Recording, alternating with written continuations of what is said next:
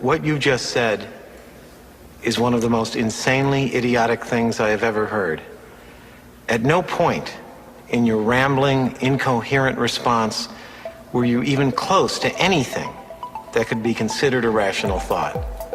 Everyone in this room is now dumber for having listened to it. I award you no points, and may God have mercy on your soul.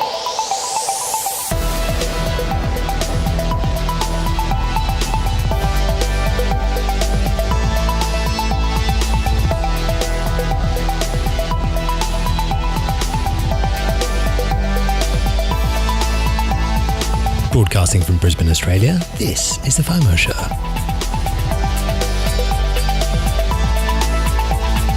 I'm Matt. And I'm Joe. And this is a podcast where you'll hear about blockchain, cryptocurrency, emerging markets, and future tech in relatively plain English. We'll help you stay across what's going on so you don't get the fear of missing out. You can find us at FOMO.show or by searching for the FOMO Show on your platform of choice. Everything in the show is in the show notes. You can find links to any of the stuff we're talking about and timestamps so you can skip to the right part. Yeah, and look, if you've just subscribed to the show or subscribed recently and you're trying to find the other episodes, we've been getting a few messages from people saying we can only see 10 episodes back. Where are all the other episodes? Generally, that means that you're on a podcast player which only pulls in the last 10 episodes. Right. You just got to go up the top somewhere. There'll generally be a button that says download all episodes or retrieve all episodes. Click on that and it should bring in all the rest of the episodes so you can listen to them. Alternatively, if you can't find that, you can just go to FOMO.show/podcast. So FOMO.show/podcast. And all of our archives are there. And if you click on an episode in that archive, you'll be able to listen to the link directly in your web browser. Which episode is it? Episode 26. Mate, we made it. Did not even realise. This is the 1 year celebration episode. And 26 episodes. And this is going to be the worst episode of the FOMO Show. Well, this is probably going to be the episode the closest to episode 1. It's so true. Which was like a Frankenstein of stitched together text. You were the crafty surgeon on that. It was like, hello and welcome to the FOMO Show. So true. Yeah. We've come a long way. What's the highlight from the last year as far as the FOMO Show goes for you? I would have to say privacy coins. Yep. Doing that episode on privacy coins. Was that episode like 9? 9? Yeah. Yeah. That privacy coins episode was for me. That totally changed my mind. Like that totally set in stone my priorities for cryptocurrencies as far as what I could understand. Yeah. Because at that point I didn't fully understand smart contracts. Yeah. And smart contracts are going to be great, but it's like privacy is going to be one of the, like, for me, it's one of the core things that, What about you? What's your big moments been? Yeah, I should have thought about this before I asked you the question and while you were talking. We had a big roundup of blockchain platforms a little while ago. What? Enterprise blockchain platforms? Yeah. Oh, yeah. Yeah. I really enjoyed digging into all those ones, even though, like, I'm so much more bullish on public networks personally. Like, I know that the private networks are going to have their place and people are going to use them, but I still truly believe that, like, public networks are where the most utility is going to be because that's where the most people are going to be. But yeah, just like digging into all those different private implementations, which I'd never really paid any attention to before that. That was great. I think just the evolution of Jordan and Dan as well has been they've come like, along really fun to watch. They've been on a roller coaster journey this year. Like Dan's last segment, I almost wanted to throw money at my screen. I knew it was a scam, but it was just so wonderful. And then look, just building the community. Like I feel like we got a great little Telegram group plugging along now and meeting people in real life who are listeners. Is really that's cool. Been insane. That's been insane. Yeah. Everyone, like, it has been a pleasure meeting you in real life, and it's wonderful to be touching your ears. What have you been up to this last couple of weeks? So we've just moved house. Wow. So and Joe was actually helping us move on the weekend. It was a rainy Sunday. Yeah, we chose like the one day in the last like 2 months where it's actually rained to move all our stuff. Oh, mate. So it's been a big job. We've just been, like last week we were packing. Now we're moved in, but we're surrounded by a fortress of boxes at the moment. But yeah, we've moved to a nicer place, and so the studio's relocated. So for our 26th episode, which is the celebrating 1 year of the FOMO show, we've got a new studio. We've got a new studio This is as well. great. I love what you've done to the place. Thanks, mate. Thanks. I know it looks pretty different, but yeah, so I've been doing that. We had the latest blockchain for business meetup here in Brisbane as well. How was that? I didn't make it. It was good. We were talking about private and public blockchains and the difference between them. Lockie from Labras presented. Wow. So I did the public side, he did the private side, and they shared some of their experience working with enterprise clients. And I also presented for the Project Managers Institute of Queensland last week, which was great. We had a big turnout, a lot of new people too. At the start of the meetup, they said, put your hand up if you're new. And it was probably about 30 or 40% who'd never been to an event before. Sheesh. And just chatting to them, they said, we just wanted to hear more about blockchain. And we wanted to learn more about blockchain. So there's still definitely a lot of interest in the space. And yeah, really, really great event. They put on an incredible event, PMI Queensland. They're very, very professional. So shout out to them. Thank you very much for having me. It was a really good time. And we also had the Cardano meetup on Thursday. Right. Yeah. Gareth Hayes, who works for Emergo in Hong Kong. Right. There's all sorts of stuff going on behind the scenes with them to really flesh out Cardano's wider ecosystem, and they're working pretty hand in hand with IOHK, which are the main company building Cardano. Okay. So yeah, he came to do a question and answer, which went for a long time. Wow. So it was really cool. Like it's still a pretty modest meetup, and the couple of people that were there in the early days of Ethereum are saying it feels a lot like Ethereum in the early days because it's obviously a very revolutionary project. But it's just kind of like the people that are really passionate about it at the moment that are there. But yeah, shout out to Gareth. It was really good having him there. And he brought a lot of great expertise and just answered a lot of our questions. So it's great when you ask someone who's like technical or who knows something inside out, just questions, because just seeing them think and seeing them just like come up with answers or tell you what they know or don't know. Yeah. There's nothing quite like that knowledge transfer. Yeah, and he was great because he was no BS. Like if he didn't know something, he'd just be like, I don't know, and he'd just say, I don't know, but this is what I'm hearing. Yeah. But then when he really went in depth because he's a technical lead for Emergo, so he's been involved in the Bitcoin space since 2009. So since it began, so he's one of the few developers that have been here since pretty much the word dot. And he said he joined Cardano just because he saw the potential in the project. And he loved what they were doing. So real wealth of knowledge. Just really interesting to even pick someone's brains that's been in the space that long, Jeez. So yeah, that's what I've been up to, mate. What have you been up to? You've started a new job? Mate, I've started a new job. I've had 5 hours sleep in the last 3 weeks. No. Yeah, Joe is looking very tired at the moment. It's a bit of a struggle, but it's all self-inflicted. But, mate, new workplace. It's great. Diving headfirst in and there's a lot to do. So, yeah, pretty busy. So what have you done for your first week then? Like what did the first week look like? I get into the office and they're like, look, we're getting you to do the marketing, so you crack on with that and we'll help you if you need any help. So they sort of pat you on the back and like, crack on. Off you go. And I was like a rescue dog that's just been let out of the cage, and it's like, I can walk on this grass, I can do this. It was really interesting to see. Yeah. So yeah, I've just been working on marketing strategy, on new website, on trying to organise a conference for later in the year. Yeah. I've never organised a conference before. So yeah, it's all happening at once, and I should go to bed earlier. But who needs sleep, really? Let's be honest. Energy drinks. Great. So what are we chatting about this episode? As you've probably heard, we've both had very busy fortnights. So we haven't been able to get together the usual FOMO experience. Yeah, we haven't been able to get the volume of material we normally get together, but we are still going to talk about some interesting things. We're going to discuss Cloakcoin, which is a very privacy-focused coin.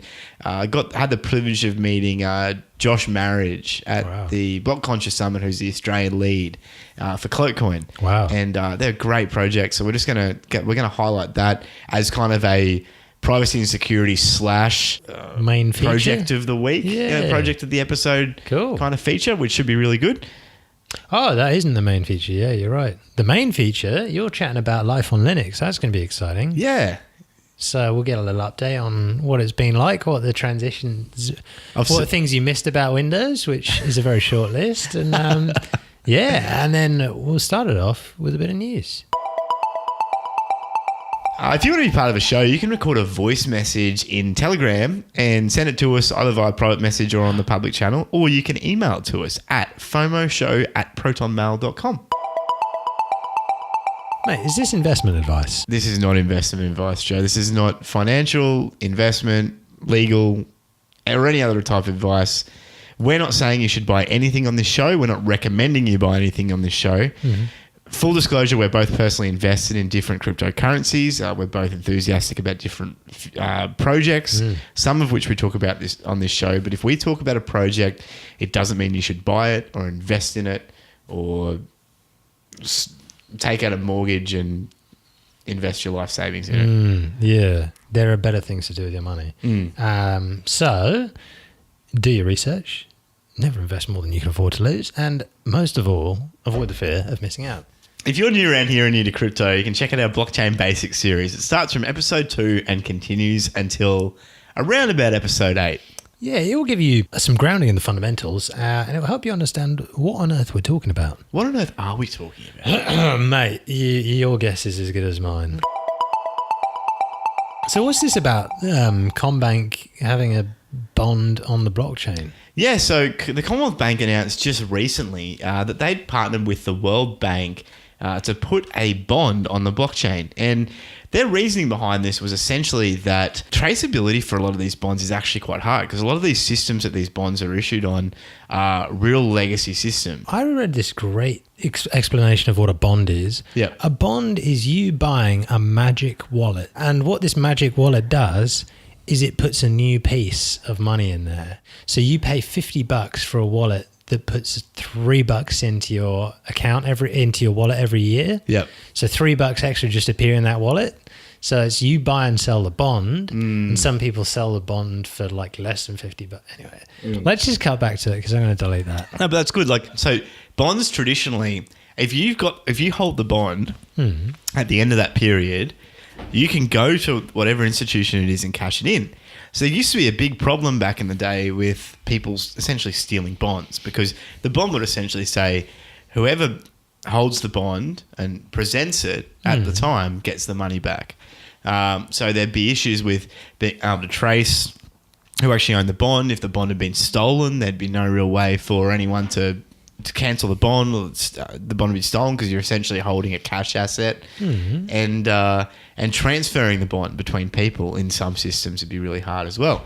So Commbank and the World Bank said, well, why don't we put this system on an immutable blockchain? Because if we've got it on an immutable blockchain and we can tie it to someone's identity, then first of all, it means that you've got an immutable record that bond has been sold to that person. But also eventually, if they want to be able to trade that bond, it essentially acts like a token. And you just trade that token to someone else within the network. And whoever holds the private keys or whoever has that bond attributed to themselves can cash the bond in at the end. Wow. That's their premise. So it's a private network. Yeah. I think it's jointly hosted by Commbank and the World Bank. But their whole idea is to essentially have an immutable record for all of these bonds. And they've done their first bond issue now on this private blockchain which they've spun up. So I think it's great to see that people are using blockchain for this kind of stuff. I'm not real sold on their implementation of it or the approach they're taking with it, but look, at least it, if nothing else, it shows that businesses are looking at this and banks are looking at this to find ways that they can use the technology. Yeah, good news. Here's a little random fact for you. This is coming off some post on Reddit, so take it with a pinch of salt. It said if you bought $1 million worth of Venezuela's currency, the Bolivar, in 2013, it would now be worth $3.40. That's not a joke. Not $340, not 3,040. No. 1 million would now be worth $3.40. So what is that in mathematical terms? Calculator. So, top comment. So you're saying buy the dip? Outstanding comment. What a dip. So we go $3.40 divided by 1 million. Now is the time to buy low. You invest in the team. You invest in the partners. This is a live currency. It even has central banking issues. Some of these comments are great. I Reddit comments great. Like, do you find yourself all the time, you'll see something interesting, and the first thing you'll do, you'll read a little bit of the article, then you'll just go back to look at the comments. There's so much entertainment. Just the most brilliant people in the world on Reddit. Yeah. Someone's like, imagine if you bought 10 grand worth of BitConnect. So that's essentially 0.00000034, like in decimal places from the original amount. Zero Hedge have been calling it a socialist paradise for years now, like just for the bands. And it's cruel but brilliant. It's funny when you see these. We can kind of sit here and joke about it, but like it's pretty bad. Like what's going on in Venezuela now, you know. And like these people are a lot, and the contrast to this is so many people are now trying to buy Bitcoin. That's what they see as like a stable out now. They don't want to be associated with fiat money anymore. They're like, the system's broken. We need something new. It'd be really good to actually just find out, get some more see if we can find some audio clips to put in the podcast of life in Venezuela, because I reckon all of us should be aware of what it's like when your currency or when your economy heads into freefall. I mean, it wasn't so long ago that happened to Argentina. It happened in Greece pretty much like back when they were executed by the EU. I mean... Oh, and they got money taken out of their accounts in Greece, you know? It was insane. And that's why we're doing what we're doing, isn't it? Like, that's why we're so passionate about these decentralized monetary systems. Because the only person in control of your money should be you. Yeah. And any of your dependents. Yeah. And that's what we love talking about. Yeah. Let's go one more step down before we come back up. Okay. There was a link that Hayden shared in the Bris Vegas blockchain collaboration Telegram group. Really, really cool video. We're going to post a clip for you here.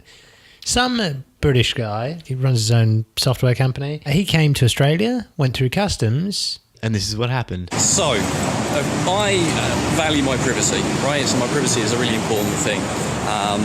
You haven't got anything to hide, right? You should be fine. That's not really an argument, right? But so I value my privacy. Now, I've just landed right at Sydney Airport around about 2 hours ago. Now, I'm walking around Sydney at the moment, about to go and see the lawyer, right? Got a little suit of justice here as well. But here's the thing, right? I landed and I was about to go through. I only just carried the rucksack, just here as you can see. I carry my suit. I don't have anything else with me, right? No carry-on, no sort of checked-in luggage. So I was about to go through the aisle where they're just shut up and get out of the airport, mate. When suddenly, old mate puts his hand on my shoulder. He's like, yeah, I think you're coming with me, sir. I'm like, oh God, here goes. Nice guy, all right, but then they always are, all right? I'm like, nah, yeah, single word answers, don't give them anything more that you want. And here's the thing, hey, have you got a laptop? I'm like, yeah, I've got a MacBook. They're like, okay, anything on there? I'm like, well, yeah, sure. I run a business. And they're like, okay. And you've got a phone just there as well. I'm like, yeah, I do. Huawei. And they're like, okay. So can you unlock it for us? I'm like, why? And they're like, well, we want to basically see what files are on there. I'm like, well, you can do that in front of me. I've got no problems with that. But and they're like, yeah. And this is the kicker. So basically, when there's new legislation that's come in, right, this week, I'm not sure you don't know about it because I certainly didn't, and now you are compelled, all right, to give your PIN, unlock your phone, unlock your laptop, at risk of basically being detained and possibly jailed for up to 90 days, right? So I'm like, all right, well, there's nothing to hide, but will you be copying those files? Can you give me a guarantee that you're not copying them? And they're like, no, we can't give a guarantee. Really? So yeah, that happened. So they took the phone, they took the MacBook, they took it into a back room. I wasn't part of what happened with that. And they basically come out. It took 90 minutes, right, from start to finish. And they came back out and gave me the laptop and the phone. Here's the thing that happened though, right? I'm not a conspiracy theorist in any way, shape or form, right? But I know my phone was either rooted or software was installed on there. I know that because of this reason. When they came out, the phone locked, right? And they brought the phone out, thanks Huawei. When they brought the phone out to re-unlock, what happened is I did that with face recognition, all right? And then I saw a screen. I've never seen it before, right? I've never installed a piece of software that gives me that screen, all right? Unequivocally and on record. And there was it was a dark blue background, and there was a black floating animated octopus, right? And I wasn't supposed to see that, obviously. So I'm like, what's this? And they're like, well, I don't know, mate. I'm like, are you sure? Because that's not a screen I've ever seen before. Anyway, I tapped the screen, the octopus animation closed, and it went straight back to my phone settings. It's Android. It went straight back to my phone settings screen where the About phone is, right? So the BIOS and the checksums and all the rest of it. So they've obviously been like rooting my phone because there's no reason at all to do what they did. None, right? So I just wanted to know that basically the police state has arrived in Australia. That's happened, and that's not like hyperbole. This has actually happened. So now I don't go to the States because I don't like the security theatre over there, right? But what's going to happen is from this moment in time is I will take a blank laptop and a blank phone, and I suggest you do the same, right? And then you recover. Just put a few cursory apps on there, right, just to make it look like it's fair income, and then basically recover your data and your apps at the other end in the country you're going to, because legislation has just been changed this week that now also, you ready for this, if you use a VPN, this has happened this week, if you use a VPN, now the ISP can be compelled, right, legally and without a subpoena, get that, to basically go, yeah, just give us all the encryption keys and give us the data stream. What?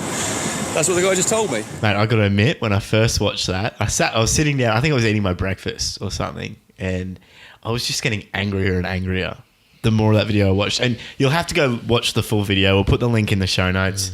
You can find them on your podcast app or on our website. Really worth going and watching the whole clip because it shows, someone's experience coming up against these kind of laws and being completely unprepared for them and having his privacy completely breached. Because that's what it was. I mean, they literally took his laptop, took his phone, said, sorry, there's nothing you can do about this. We're going to steal your property from you. We're going to copy everything. Apparently, they even sounded apologetic when they were doing it. They're like, yeah, look, sorry, but this is a law. We can do this. And they wouldn't even let him watch as they did it. That was the worst part, And the thing that really gets me about this is that they didn't ask him what he did for his job. They didn't ask him who he was, I don't think. Well, they may have, but they didn't really seem to care. But if you're someone that's dealing with, if you're a lawyer or you're a doctor or anything like that, the amount of data you would have on your phone or your laptop, which is privileged data, private data of other individuals that they'd be copying would be immense. And there's this really dangerous assumption here that some people say, well, they're like, well, it's just his data, but it's not. It's all the people that have sent things to him, all the people's files that he's taken on in confidence. And it's not just his privacy that's being breached. It's the hundreds of other people that have sent things to him that have, he's holding documents for. And so it's not just that this could happen to other people. It's that if this happens to other people, it could also happen to you. They suggested using VeraCrypt, which is a great way of encrypting your computer. There's a bunch of useful features in there, worth checking out. But my key takeaway from this is, so you see governments, they classify information, not for national security reasons. They always say it's national security. They classify documents because they'd be embarrassed if the public found out. So suddenly, how long is the classification period here? 30 years, it's classified. Most of the stuff that's declassified, it's not actually that important. It's not that national security. It's just it would have been embarrassing if it had been released at the time. But you know what? I've decided to classify all of my information, more encryption. If you have stuff, screw your government, encrypt it. Yep. Make it as hard to access as possible. Because if you make it impossible for your government to get it, then hopefully that will prevent an unwanted attacker getting at it. Yeah, and look, I'd probably even go a step further. You want to seriously consider either buying like a throwaway phone and a cheap laptop. Just buy some cheap hardware to take overseas with you that has nothing on it, and you wipe it before you go. Yep. Wipe it before you get on any plane, and you're not worried too much about losing anything. You can back stuff up to whatever. You can set it back up whenever you get there. Or the other option is use your devices, but wipe them before you go. Like back them up to cloud storage. Wipe your devices when you go through. Just install a couple of token things on there, and be like, "Oh, this is all I really have." Here you go. Most phones now have like an automatic backup feature where once you put in your account and you hit automatic, restore, it'll just restore everything like it was before you left. And same thing with your laptops. Look into a cloud storage solution that works for you. There was one I was looking at recently called sync.com. They're end-to-end encrypted cloud storage. Right. Really cheap to get like a terabyte of cloud storage. Wow. Really, really cheap. So even just look at something like that for your laptop, and then you can just get that way. You can wipe it. You don't have to worry about anything being given over because there's nothing on it, and then you just spend an hour or so restoring it when you get to wherever you need to be. So that's probably where I'm at. Because those are data breaches. They are reportable data breaches. Yeah, that's the thing is there's law in Australia, mandatory data breach if it's accessed by an unauthorized third party. Yeah. And I don't care who you are, you are not... Yeah. I don't care who you are not getting my data. I got nothing to hide. I'm still hiding it. Yeah. I don't want you seeing it. It's the same reason we have curtains on our houses. Yeah, and locks on your bathroom door. Right.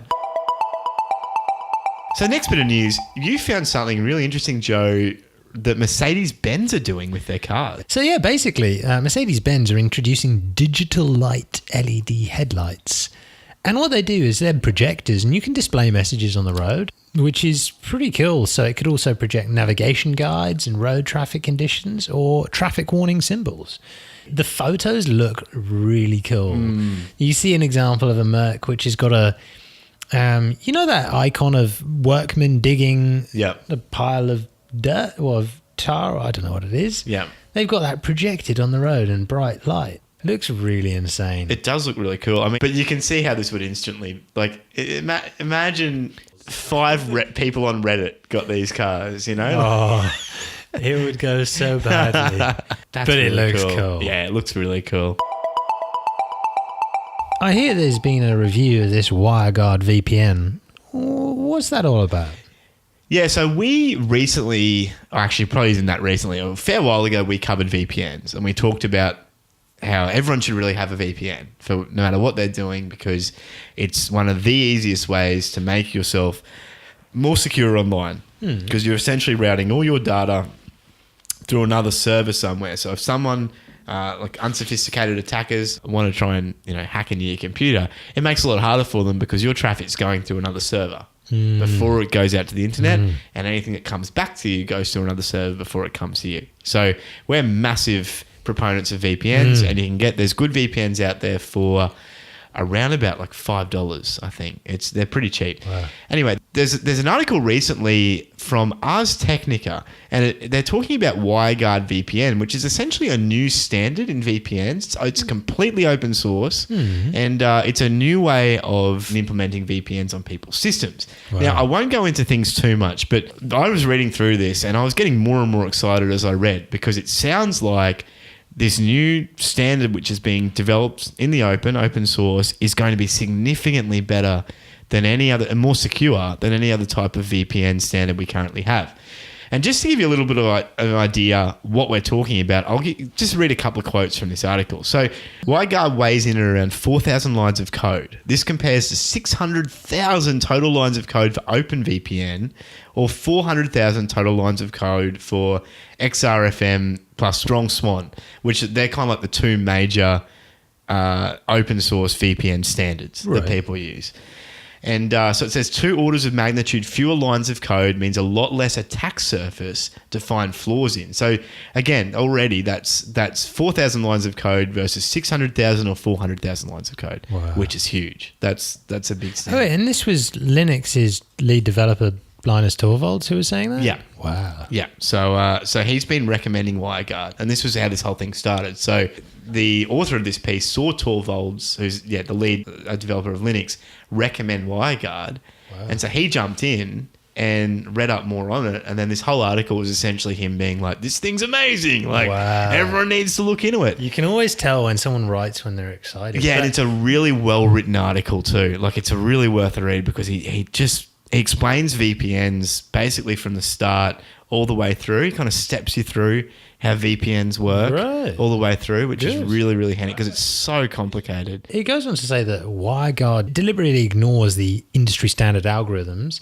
that have a bunch of long-standing weaknesses, and what they're doing is using only the latest, toughest primitives. Yeah. So they've got there's these algorithms called Char-Char-20, Curve 25519, HKDF, all these different algorithms. They're all new encryption algorithms that have been cryptographically investigated and proven to be better than a lot of the current algorithms, but no one's really implemented them yet because all these old technologies, they're that big. Like when you're looking at 400 or 600,000 lines of code, to try and implement new algorithms is incredibly hard. So yeah, like this new project just kind of said, well, let's rewrite the playbook and let's use a lot of these new things.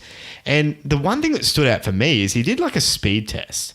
And there's a picture in the article, and it has an open VPN connection from his computer to a virtual machine somewhere, and he says it took him more than 8 seconds to connect, and then for the connection to come back to him.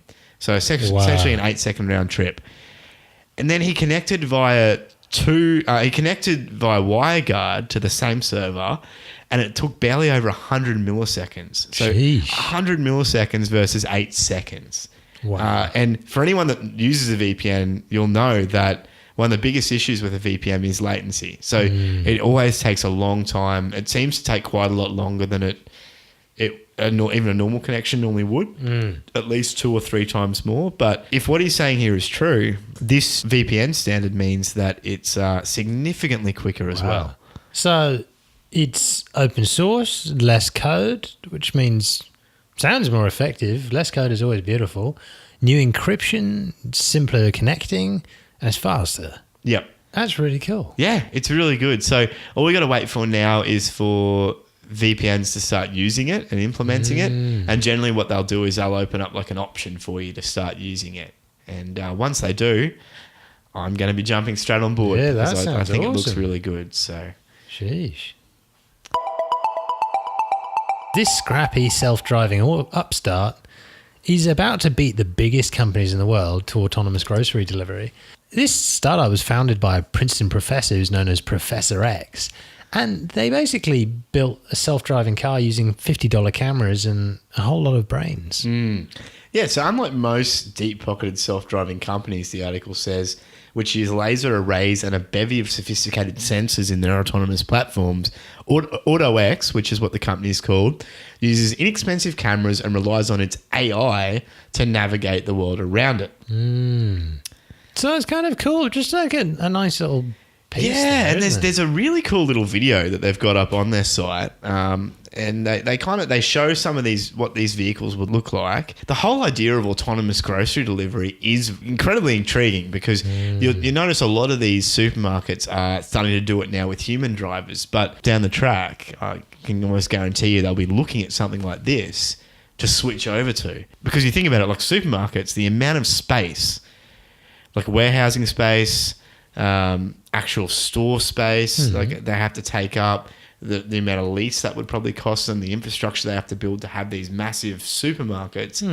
If they could do away with a lot of that and just deliver groceries to people and become a lot more like Amazon, they'd save so much money. Wow. And you'd save so much time. Yeah.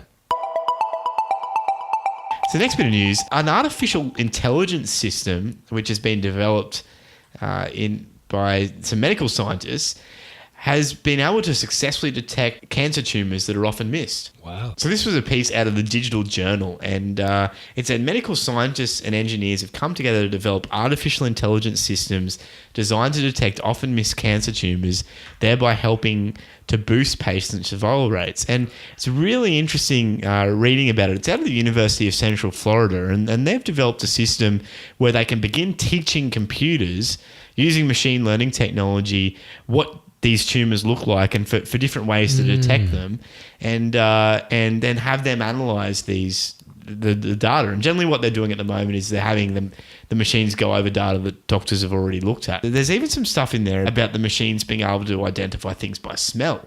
So apparently some of these tumors have a certain smell, and because the smells are so minute, it's very hard for the human nose to pick it up. But some of these sensors on these computers that they're building are actually able to detect some of these chemicals that that are given off and causing this smell. Sheesh. And at least recommend that the issues get checked out. So it said in trials, the healthcare artificial intelligence system was found to be 95% accurate in total, and this was ahead of the typical scores achieved by human medics, which typically fall within the range of 65%.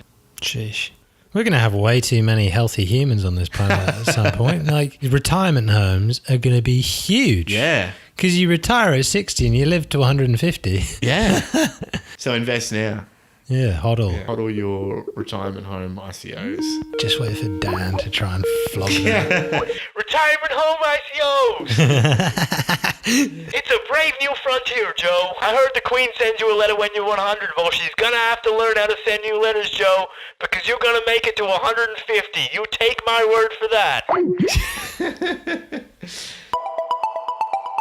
This last week, in a random community post on their website, Steam, which is like a library for all your games. It's been going for about well over 10 years now. It's probably the biggest. It's the biggest one in the world, and you can launch all your games from it, and it makes managing all your games really easy. They announced that they've got a new version of what they call Steam Play. And Steam Play, it started a few years ago, and it was designed to let Linux gamers play essentially Windows games on their Linux system. Right. But up until now, there haven't been that many games supported. Like, there are a lot of indie games supported, but not many big titles supported. And they announced last week that they've upgraded it to make it so that nearly any game will be playable through Steam system on Linux. So they say that you're able to launch nearly anything through their system, and a lot of people have been having a lot of success with that. Wow. But the big news is that the big deal about this is it's huge for open source, because what stops so many people from swapping from Windows to a more open, more secure platform is gaming, because so many people game, and it's a big deal, because if you can't play any of these games which you've spent money on your computer, then you generally just might as well stay on Windows. So there's a bunch of features that this new update brings to the table. Yep. So Windows games that don't currently have a Linux version available can now be installed and run directly from the Linux Steam client. So complete with OpenVR support and native Steamworks. There's also DirectX 11 and DirectX 12 implementations that are there. They've also got improved game control support and improved support for full screen. And the big thing that they've done, apart from just letting us actually play these games, is that they've improved performance markedly. And I've been reading some people commenting on some of the threads about this, and they've been saying that their performance in some games is 30 to 40% better on Linux than it is in Windows. That's never happened before. Yeah, which is crazy, but it makes sense, because Windows hogs so much more of your system resources. It takes so much more of your, like, there's so much more bloat in Windows than in a lot of these open source platforms. So, yeah, it sounds like it's been a real success, and Steam are really making a big push for open source, which is huge, because we love open source. Yeah. So the link for that's in the show notes too. It's a big post, but if that was the thing holding you back from swapping, or you wanted to at least give something else a go, and you were worried about taking your games with you, then it's definitely worth a look. Wherever you're joining us from, pleasure having you here. Why not drop into our Telegram channel and say hello? Yeah, welcome to John G, Nick, and Brad to our Telegram. And also shout out to Kai for the great links and Hodlon as well. It's been a quiet couple of weeks from our end, but Nick joined in and he actually pasted a really interesting link to a report about blockchain and education. You can find the link in our Telegram. We'll put it in the show notes as well. Yep. Basically, a really interesting piece that covers the ways that blockchain might actually be useful for education. So verifying graduation certificates, control of data, using crypto for grant money issuance. But if you're interested in blockchain for education, definitely worth a read. Yeah. On to the main feature though. Life on Linux. So you just red-pilled and just went straight to Linux a few months back, and now Windows is like a distant memory for you. Yeah. So we're going to talk about life on Linux, what you found, what you've enjoyed, what you haven't enjoyed, how fast things are moving. Yeah. Yeah, just tell us a bit about it. So I moved to Linux. My name's Matt, and I moved to Linux about 9 months ago. And my initial motivation was really very privacy and security motivated. So I went on this, red pill's the right word, because I went on this huge privacy and security kick. I think one of the first emails I sent on the FOMO Show account actually didn't even have my real name on it, because at the time I was debating whether I should like adopt an online pseudonym or just keep my real name. But then, of course, as part of my profile, it says I'm a lawyer, and if people look me up, they need to be able to see that I am who I say I am. So that didn't last too long. But that was kind of the world I was living in for a while. Like generally, if I get into something, I really get into it. Yeah. And so I went on this whole privacy and security kick. And one of the biggest things I noted that everyone was saying was that one of the easiest ways to make yourself a lot more secure and a lot less of a target is just to swap to Linux. So what is Linux? Yeah, so Linux has been around for about 27 years. I think Linux just turned 27 or 28. Wow. So it's been around for a long time now. It came out a little bit after Windows. The whole idea of Linux was to be like an open platform where anyone could really develop for. All the libraries would be developed in the open, and people could essentially take those libraries and build their own operating system with it. So Linux it's a free operating system that revolves around people contributing code for free and you just getting updates for free. Yeah, it sounded really weird to me at first, and it might sound really weird to you as well when you first hear about this whole idea of open source and anyone can contribute. Well, if anyone can contribute, wouldn't it be horrible? But it's actually the opposite. In the software world, the more eyes you have on something, the better. Because everyone can look at the code, everyone can work out what's good and what's not, and also generally the people that have the kind of time to contribute to this stuff and the expertise are generally like really good programmers who are making plenty of money and have either the passion or the spare time to be able to sit down and build this stuff. And it's. The other thing to say is too, the Linux operating system has become used by a lot more enterprises and bigger businesses. And for example, all of the Android phones run on Linux. Most of the servers run on Linux in the world. So it's become the backbone for a lot of our infrastructure behind the scenes. And people will generally pay for that.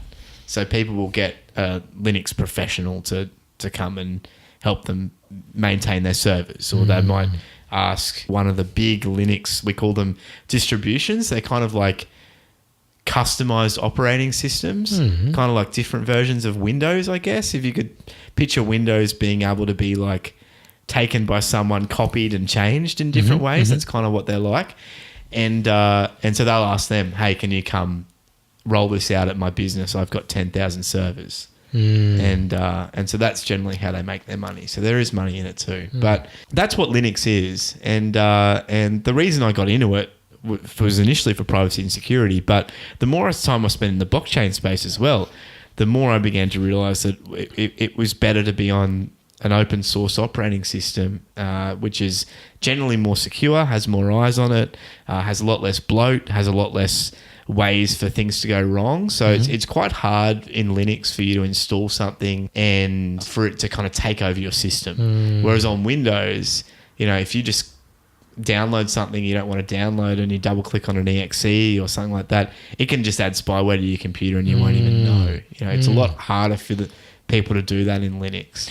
So from the sounds of it, it's much more sort of compartmentalized security-wise, the way they've designed it. Yeah. How did you find shifting over to Linux? Yeah, look, I thought it was going to be really hard. I dealt with Linux about 7 or 8 years ago when I stepped on my laptop and I broke the screen, but I still could see most of the screen. And so it wasn't really good for much. And it was a slow laptop anyway. And so I'd heard about this Linux thing and I was like, oh, I'm going to go try it out. I'll try out Linux and see how I go. And so I installed it on this laptop and it was like a big learning curve. I found it quite difficult because I'd grown up on Windows. Windows was all I knew. Yep. I just had no familiarity. It's very intimidating. Yeah, it really was. And they're telling you to use this thing called the terminal and type in these commands. And I ended up giving up. I just went back to Windows because it was comfortable. It was safe. It was what I knew. So fast forward to last year when I swapped over to Linux again, and I was really nervous because I was like, this is going to be pretty tough. But it wasn't as bad as what it was when I swapped over the last time. It felt a lot more like a fully fledged operating system. You could do most things graphically. You didn't really need the terminal, which is kind of like a command line. You didn't really need that much if you didn't want to. You could get by with doing things visually. And then anything that you couldn't get by with, I found that you could generally just Google or search for, and someone would have an answer somewhere and would tell you what to do. So it was a lot less difficult. And I started with Ubuntu 16.04, and Ubuntu is kind of like the biggest Linux distribution. So it's kind of like the most mainstream one, I guess. And then they upgraded to 18.04, which is kind of like the newest version recently, and I jumped on that. And I got to admit, it's been great. I feel like it's similar to Windows in a lot of the convenience, but it's so much more powerful. You've seen my setup that I've got here now. It's so much more customizable. They've got this. They run on this thing called GNOME, which has a web interface, and you can just install all these little tools and apps just from the web interface, and it integrates with everything really easy, and you can create a really customizable experience. That's one of the benefits that I've seen in Linux is you can absolutely bend the operating system to the way that you want your computer to be. Yeah. Now, a lot of people are just like, oh, I just want a start menu and, a couple icons on my desktop. Well, you can do that. Yeah. Other people are like, oh, well, I want to, see my Twitter feed, get a notification whenever my doorbell rings, and I want to be able to control my Philips Hue smart lights from my, just an icon in my start menu. Yeah. Now, that's much harder to do on Windows. Yeah. And you'd be amazed at the amount of stuff that people have built, just on their own time, completely for free. I found that, and look, generally the best thing you can do is you go to what are some things I should do when I install Linux? Just search for that in DuckDuckGo or something, and you find these great pages where people have put up all these helpful apps that you can install. And one of the ones I found was one for my phone. Yeah. And I found that with a couple of clicks of a button, I could sync my phone up, my Android phone, with my desktop and have it show me all my notifications as they came in on my phone. And when someone called me, it would mute my music and tell me someone was calling, and I could answer the call on my computer. Wow. And that'd answer it on my phone and put it on speaker, and just cool little things like that, which is pretty simple, but there's a lot of that going on, and it's just an exciting direction. It's really cool. I found I spent a lot of time just tinkering with things and learning new things, and I also noticed a lot less system usage as well. Linux just seems so much more efficient. Yeah.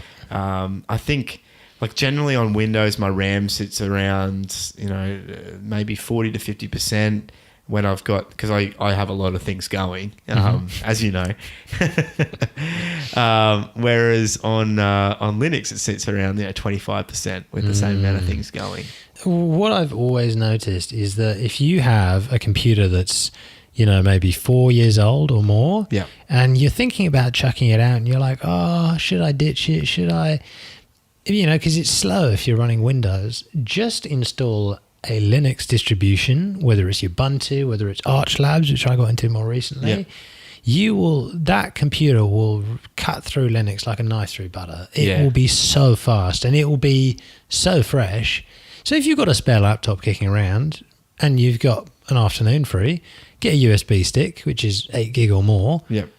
Stick your Ubuntu on there, set it up to install, and have a good afternoon. Yeah, and just have a play around. Like you can Google guides that say what should I do when I start on Linux, and they'll walk you through it, and you'll learn so much more about how computers work as well. That's what I really like about learning Linux is you can kind of take it in chunks now when you're using something like Ubuntu, because you don't have to use all the advanced stuff anymore. You can just keep it pretty graphical. But if you want to start learning some of the advanced stuff, it's really easy to, because there's so many helpful guides out there now. So yeah, like I'm about 9-10 months in, and I'm really enjoying it. And like you said, I haven't booted back into Windows since the last time we played Battlefield. Because that's the only time I go back to Windows now. Like I was worried because I use a lot of Office. Like I use Word and PowerPoint, and I'm really used to that. And so I'm not completely off Microsoft yet. But another thing that's great about Linux is that it's really good with running virtual machines. So I've got a virtual machine installed for my Windows machine with a Windows installation.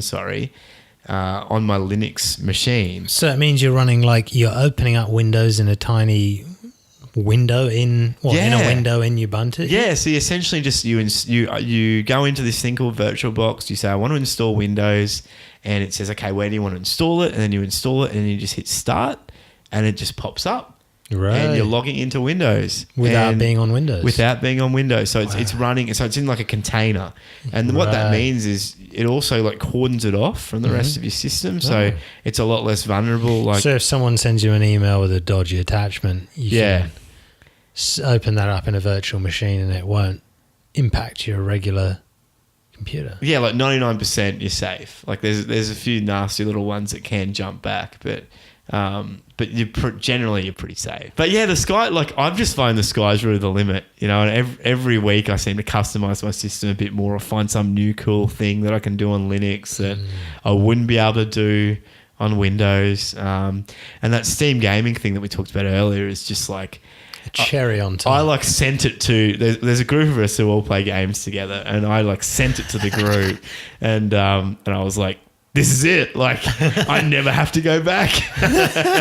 Oh, mate, it's fantastic. So yeah, like there's a couple of things you can't do. Like you can't game Photoshop much. They can't use Photoshop, There's although an you can use alternative. Photoshop in a VM. Oh, yeah. So I'm finding most things work pretty well in a virtual machine. Although if you're doing some real intense graphical stuff, it might be more difficult. But yeah, there's generally alternatives. Yeah, They might not be as good. But I mean, you found one that runs in a web browser though. That's so there was an alternative to Photoshop, because Photoshop's part of my daily routine. Yeah. I found one on Ubuntu on Linux called GIMP. Yeah. The problem is you're used to all your shortcuts from your thing. So I actually found some plugins, which is a great thing about Linux. I just found an extension that actually reskinned GIMP to look like Photoshop, and then it also ported the shortcuts over as well, because if you're a power shortcut user like I am, you will use that shortcut by default.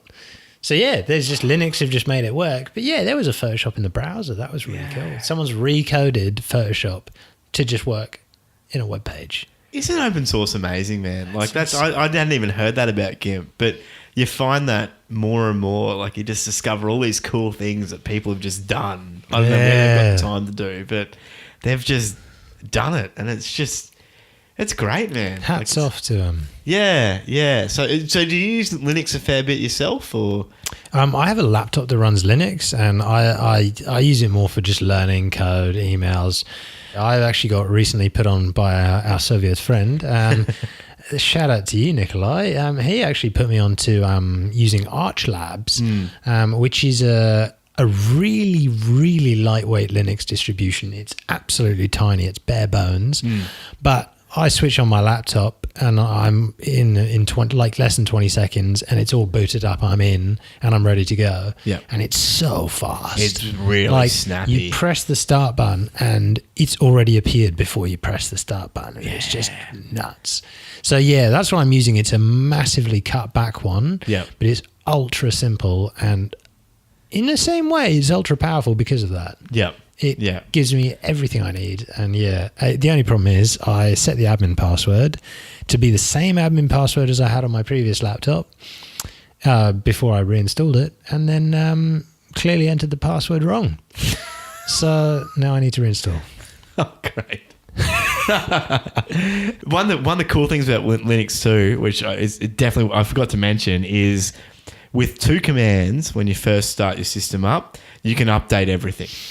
You can go on. So you log in, and the first thing I do when I log in is I turn my VPN on. So that's the first thing that happens. It always happens. VPN starts up. Check. Once that's done, I type in the command that says sudo apt update. Mm-hmm. I hit enter, and it pulls in. It checks all these what they call repositories. Mm-hmm. And repositories are essentially where all the different software that you have on your system is hosted, and it'll check through all of them to see if anyone's updated anything, because it's open source. People are updating things all the time.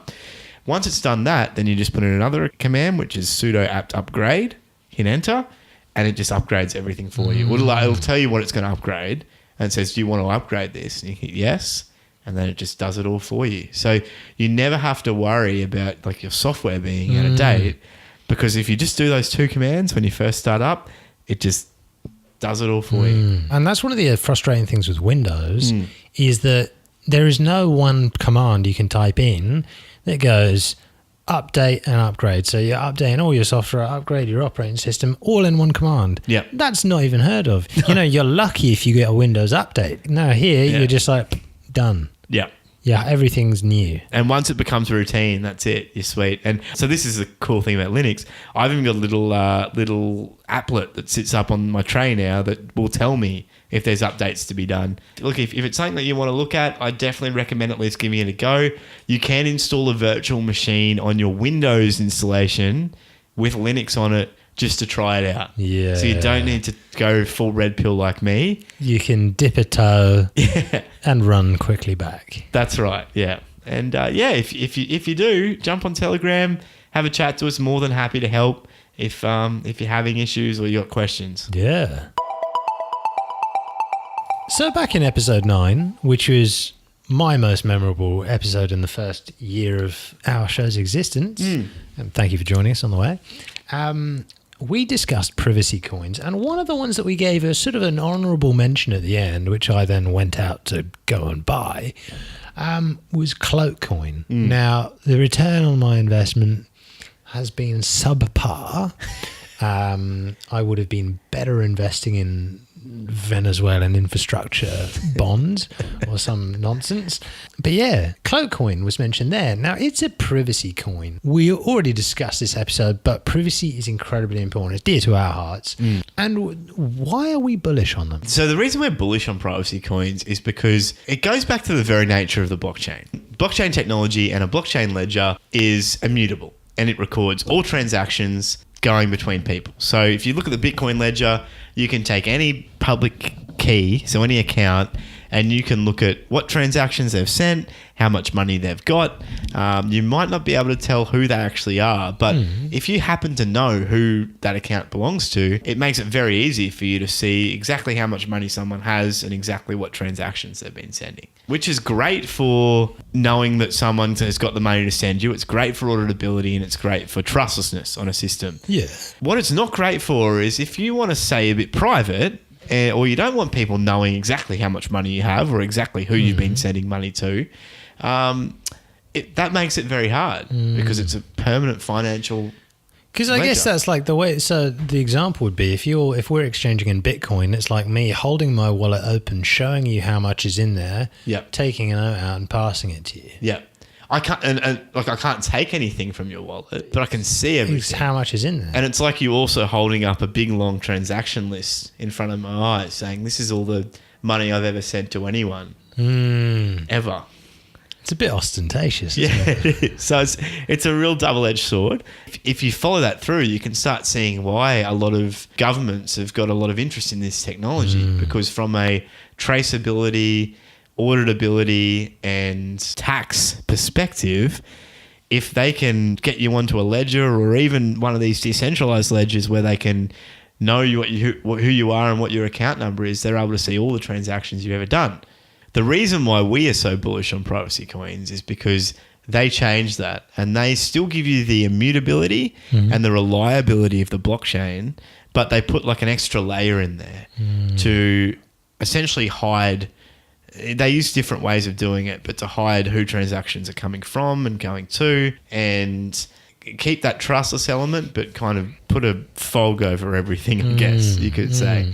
And I think that's going to be very important as people start to, as states start to pull the noose tight, as people more and more find that they're getting into issues with, people are trying to attack them, trying to steal their identity, or, they become high profile targets because someone finds out that that's their address and they've got a whole bunch of Bitcoin in it. Suddenly, everyone's trying to social engineer them. Everyone's trying to hack into their computers. And it just makes a lot more sense to have a way to hide all that so not everyone can see it. You had the pleasure of meeting the Australian representative for Cloakcoin at Block Conscious. Yeah, I did. Yeah, so Josh Marriage is the Australian rep. So shout out to you, mate, if you're listening. We're hopefully going to get him on the show soon, but we thought we'd kind of do a bit of a lead in and cover Cloakcoin before we got him on, so everyone knows a bit about the project, and we can talk about some of the deeper things, including his story. So his story is really interesting, and I don't want to spoil it, but the reason he's working for Cloak now is because he was a victim of identity theft. He hadn't really cared about privacy beforehand. He thought, oh, well, I got nothing to hide.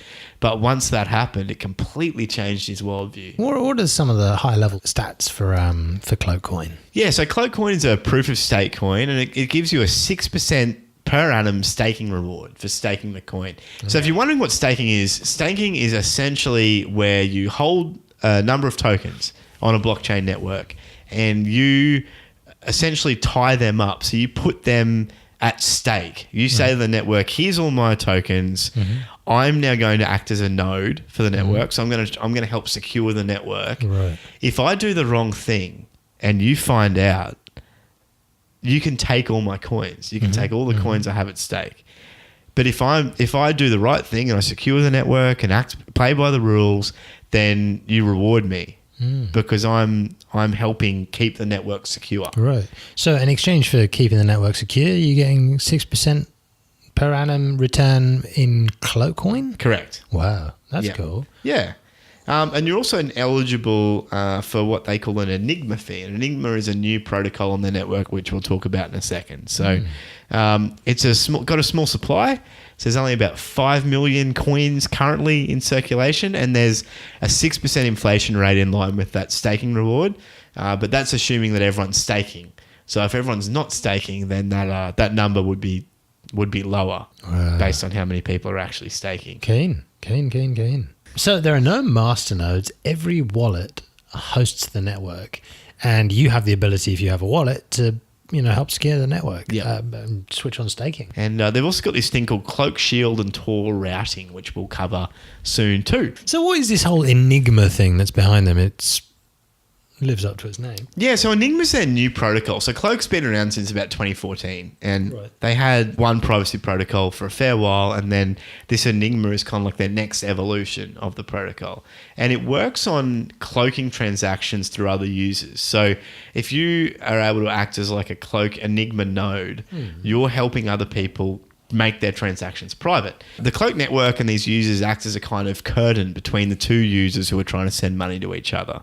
So neither party who is sending money to the other party can see the other party, but both know they've been paid or they've sent the money. So that's essentially how it works. It's kind of like having, I guess, like an airlock, and you've got two people, one person on one side and one person on the other, and you've got to get to the other side, you've got to like come in, completely shut both doors, and then the thing's got to cycle, and then you go out the other side. Same thing with your money. If you want to send money to someone else, you got to send it through. it's got to be obfuscated and made private, and then it goes to the other person. Say you want to send 100% private transaction with Cloak. How would that be done? Yeah, so say person A has a wallet and they enable Enigma alongside Cloak Shield, which is another technology that they have, which supplies an extra layer of encryption. And the wallet then elects a series of decentralized nodes to do the transactions through. So essentially what you do is you send a transaction to these decentralized nodes. They mix it up. So they mix it up with a whole bunch of other transactions. And then they send a connection to the person on the other side. And there's a whole bunch of encryption magic that goes on behind the scenes, which we won't go into here. But essentially what happens is you receive some encrypted inputs and outputs from the person trying to send you some money, and then the wallet on your side accepts those inputs, and then the money's sent over. And essentially the money is sent first, so that the money is essentially sent first to the network. It deals with all the encryption, makes sure that it's properly privatized and no one can trace it back to the original sender, and then they send it on to the other side. And there's a whole bunch of handshaking and encryption that goes on behind the scenes. Easier said than done. Oh, yeah. But essentially what you need to know is that it gets to the other side and the person on the other side can't tell where it came from, but they know they've been paid. Wow, that's incredible. So Cloak Shield is a really interesting part of Cloakcoin. Now, from what I gather, it provides like some secure communication between nodes on the Cloakcoin network. It's so that people can exchange data securely, and it's encrypted from end to end. So what it is it involves your private key and somebody else's public key. So if I wanted to send something to Matt, I would create a shared secret with Matt by using my private key and his public key, and you would do the same, I'm guessing. Yeah. And what that does is that creates a shared secret. Now then what they do is they take like a hash or like a digital fingerprint of that shared secret, and it's passed through another algorithm to generate an encryption key. So then messages are sent with that key so that they can only be decrypted by the people who have that shared secret. That's right. So it means that you can send data to the other person, and you can check that data against the encryption key and the hash and make sure nothing's been changed. Right. Because if something's been changed, nothing will match up. Wow. And you'll know, even if it's like a full stop instead of a comma, the hash would be completely different, meaning that you know that you haven't received what you should have been receiving from the other side and someone's tampered with it. So it's a way to verify, still have like a private communication channel, but also verify that no one's kind of attacking you in the middle and adding or taking away things. You know, for something like a message, that's probably not as critical, but if you're sending like critical data that, you know, you may be relying on to implement some form of private software, then you need to know that what you're getting is exactly, especially if you're installing something on your computer or bringing it on your computer, you need to know that it's exactly what the other person sent, which is really interesting. Awesome. So it looks like, as well as on top of all of this, Cloakcoin have actually been audited by a pretty reputable Swiss security company. Yeah, so the company's called Cognizec, and they audited Cloak back at the start of the year. And Cloak have put the entire audit up on their website, so you can go and look at the audit, and you can also look at their comments. And it's really interesting because the comments weren't entirely positive. There were some issues that Cognizec identified, and some weaknesses Cognizec identified in how the system worked. And there were also some suggestions that they gave them as to how they could fix things. And what's great to see is that when you go look at this audit report now, the Cloakcoin guys have actually put in their status updates on each issue identified by the team. Wow. So if you go in there, you can see they said, yeah, this is issue 1, this is how we fixed it. This is issue 2, this is how we fixed it.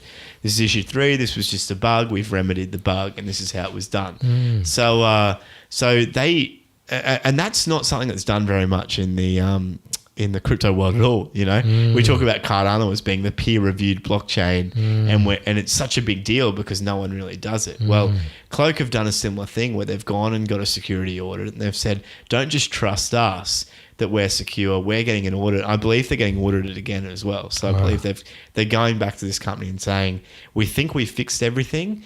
And also the other thing to say is too, what they identified weren't major issues. They were like edge cases, and they essentially said in the report, you guys are more secure than nearly anyone else. So great job. But here's some suggestions for some ways you can fix certain things. So yeah, it's really encouraging to see that these guys have spent the money to go out and get audited, and and you know, and then they're taking on board the suggestions, and they're fixing a lot of the issues. That's awesome. Yeah. Correction, it was actually a security company headquartered in Sweden, not Switzerland. Right. I always thought GmbH is Swiss companies, too. but maybe it's some European tradition that they have. Maybe they're all called that or something. So it has stealth addresses, which is pretty good, and account balances aren't public, are they? No, they're not. They're not public. I don't think so, anyway. So unless you have anything to add on stealth addresses, what's the future of Cloakcoin? Yeah, so they've got a great roadmap. And if you go to the Cloakcoin Reddit, there's a link to their roadmap up there. And they've listed out what they're trying to achieve in the future. And the first thing they're trying to achieve is improve proof of stake algorithm. So one of the things they've identified with the way a lot of these proof of stake algorithms work is that there's this concept called coinage.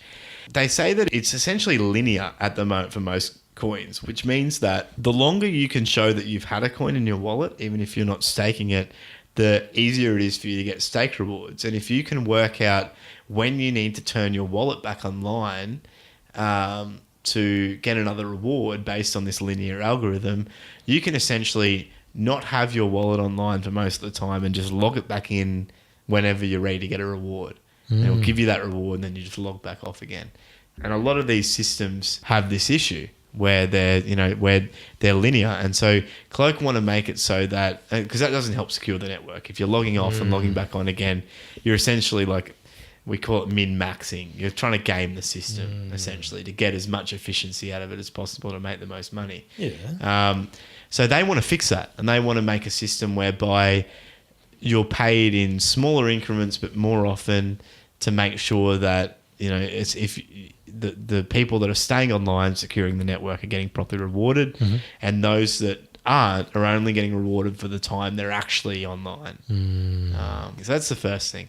They also want to combine and split the transactions on the network. So say you're a Enigma whale and you've got a bunch of money and you want to send a big transaction to someone else.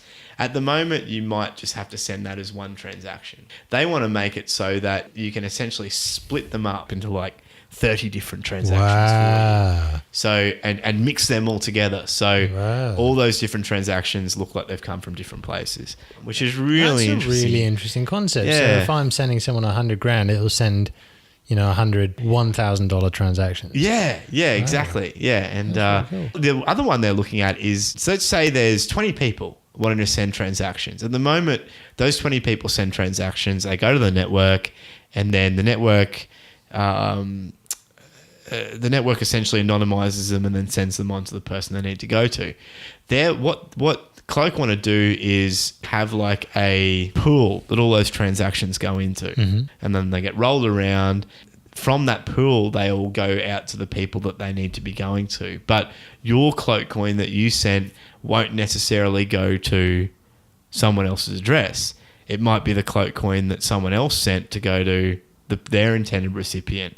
And so they essentially want to have like a big mixer in the middle to pool that money together and then just send it out to the people that need to be receiving it. That's awesome. They really seem to be focused on making a great product. Yeah. So yeah. And they've been around for a long time too. I think that's the other thing to say is that a lot of these privacy coins are quite new. But these guys have been around since 2014. So they've been around for a lot longer. There were some team issues, so I think most of the team did leave towards the end of 2014, but then they reinvigorated it early 2015, and they've been going strong since then too. So they're one of the older projects. They've had their little pumps along the way, and then they've settled back into it, and they just seem to be developing a really good product now. Yeah, I bought it at $16. Really? It's now on $2.60. Yep. Did you buy it? You bought it I didn't buy it at the peak. It was looking great for a point there. Yeah. When it doubled. Yeah. Then came crashing down. But anyway, check out Cloakcoin. We'll try and get Josh on the show sometime soon. And just look after yourself out there. Oh, mate, we got a call coming in. Hello? Oh, yes, hello. Is this Matt? Hello? Jordan, is that you? Oh, mate, I thought I wasn't going to get through to you, huh? You moved houses, everything, lots of things are changing, huh? Mate, how did you get my number? Oh, please, Jordan Cronje finds out these things, there's nothing he can do about it, huh? I'm a detective, huh? Right. Okay, Jordan. Mate, where are you at? A funny story, actually. I'm in Australia, You're here? Yes, I figured, if I can get through customs in Zimbabwe, I can get through customs anywhere. Well, how'd you find getting through customs, Jordan? Funnily enough, they took my phone off me. They give it back to me. It's all broken. It's ridiculous, huh? There was fingerprints on the screen. I didn't like it. Really? Oh, mate, they definitely tampered with that screen. It's got there's grease marks on it and everything. Did they give you any reason, Jordan, or they just take it off you? Oh, they just said because, huh? But you got through customs. Yes. So you're here in Australia. You haven't come to visit yet. Oh, What are you doing? you know I'm a journalist. I'm a journalist by trade. I've been doing this for years. I write articles for all of the big places. I've decided to double down this year and focus on what I do best, huh? So have you joined an online news site, or are you freelancing? Are you writing a blog? What are you doing? Do you know what? I actually saw a job advert for fearless adversarial journalists. So I've taken up a job at News Corporation. News Corp. Yes, it's run by the old man. Yes, him. Rupert Murdoch. Yes. Okay, so you're working for the Murdoch Corporation, News Corp, for fearless adversarial journalism. Oh, look, it's not everything it's cut out to be. I had ideas of shining lights, with Jordan Cronje's name on it.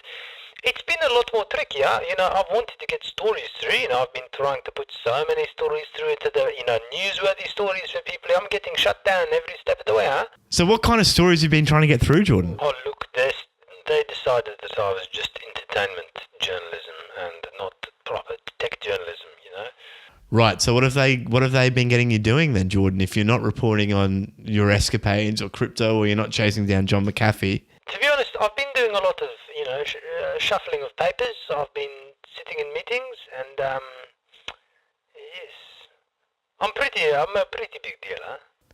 Okay, Jordan. So not really the fierce adversarial journalism that you've been craving. Oh, look, it's a work in progress, Every diamond starts as a lump of carbon, yes? Well, look, Jordan, I mean, I know that you've got this new job at News Corp, and it sounds like it's going really well for you, but we've got quite a backlog of articles we've been waiting on. I mean, if you visit the FOMO Show site, you can see that there's no articles there. There haven't been any articles there for a very long time. Jordan?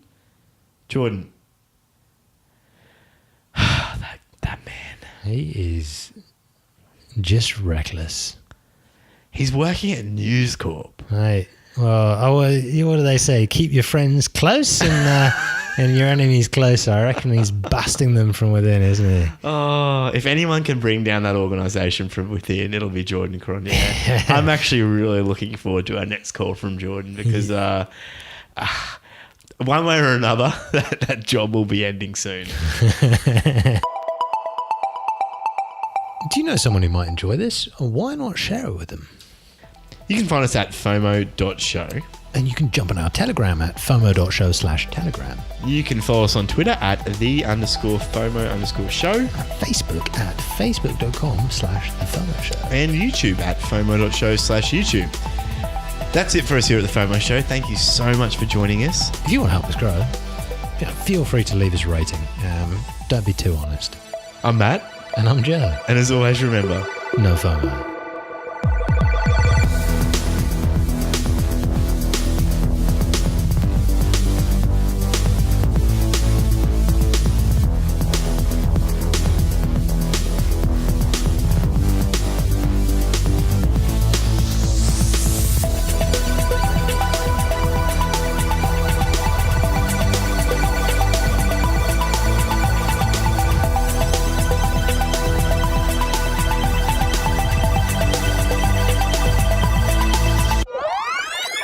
This episode is going to be like, I'm pretty sure if you're listening, you can hear that we are struggling our way through life. What are those buckets? You know those buckets that like you see those like American prepper. Oh, yeah, it's like, this is chicken curry. Yeah, and they're like, all you got to do is pour water in this, you know, and like he's like pouring water in, like ladling around. That was terrible. Yeah. That was so depressing. There. Yeah. That's the kind of stuff that makes you lose faith in humanity, isn't it, when you watch that video? Oh, I'm butchering this, man. It's because it's so complex. I'm trying to distill it down into... I feel like sometimes, you know, you walk up to the beach and you see this beautiful sea and the sunset and the light and you're just like, I hate the government.